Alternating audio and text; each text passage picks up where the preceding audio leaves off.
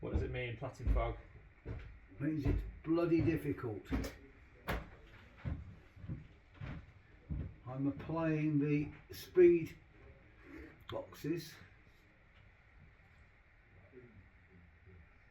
or the speed hatchings to the platforms.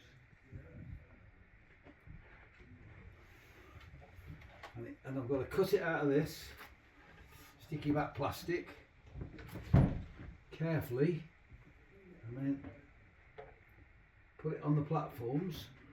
And these are the red hatchings, and then I've got to put the yellow stripe, got the white stripe on, look. So there's the red edgings, and there's 16 feet of this. It's enough to send you around the twist. And then you've got to put the yellow on. So the yellow is when they say, please don't stand behind the yellow line. Correct. So the red, which is unusual, is Watford Junction is the only station that's got a red hatchings.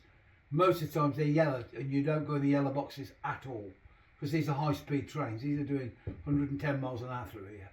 So, you know, their space, so you stay away from any turbulence, because you do get turbulence when a train passes you at 110 miles an hour.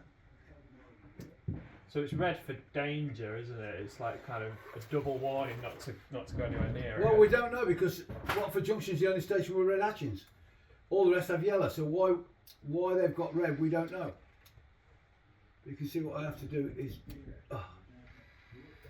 have to be teased out of this.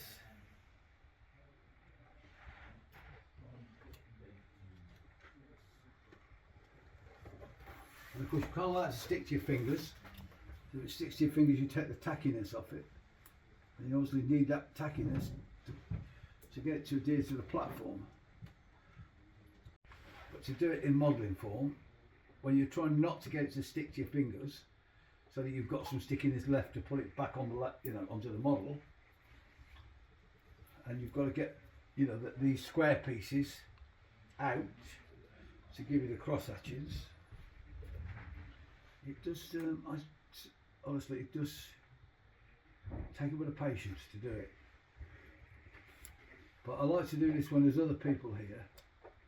Main reason, because if you do it on your own, it's so hard work. The unusual thing is that only one platform in Watford has this on. So you can imagine if I had to do 4 of these, I'd probably be mentally insane by the end of it. Which is a possibility at the end of this layout anyway, I believe. Well, we're getting there. Then sort of get it in line before it sticks. You've got to sort of get it lined up.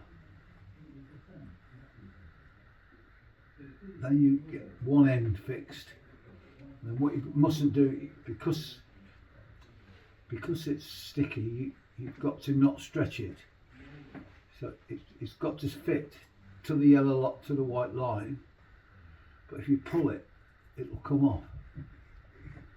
And of course, if you notice the platform, you've got to be careful here. Just got to be. There you go. There we go. Got it. And then we just stick it down. Does it help having small fingers? Yeah, yeah. I mean, these are the jobs that people put off. But of course, the reality is, it's details like this that make your layout. It's the extra detail that, I guess when you pass through Watford Junction, the majority of passengers don't go, oh look, that's unusual, they've got red hatchings on the platform. But as a modeller, you need to spot these differences, so that when people that do know that they've got red hatchings come, they go, well, I've got the red hatchings right.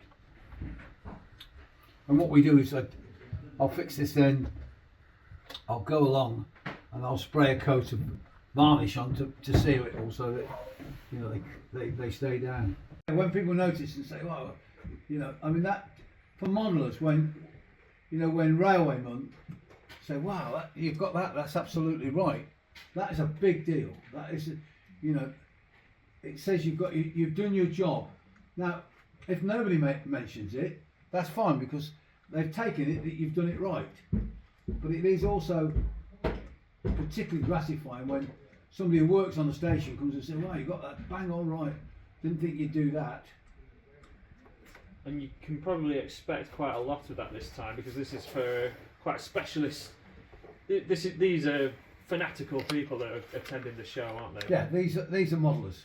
You know, these are not these are not just people who come to the cathedral. These are actual modellers that are looking for inspiration sometimes as well. You know, to new ideas that we've pioneered, like we do everything laser cut now. I mean,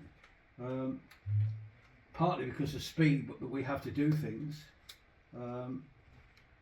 But we've gathered a following of people because we explain to people that are not railway people why certain things are done like they are. So they see them and they can't work out why it's like that.